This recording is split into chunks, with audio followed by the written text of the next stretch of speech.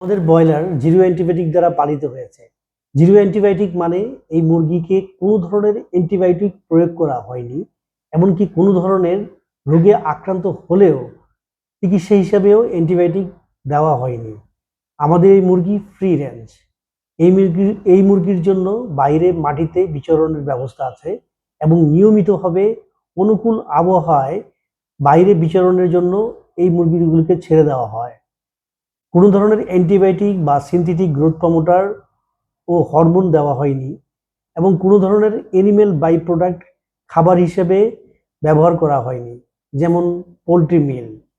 নিজস্ব ফর্মুলায় নিজেদের ফিড কারখানায় তৈরি করা খাবার আমাদের মুরগিকে আমরা খাওয়াই।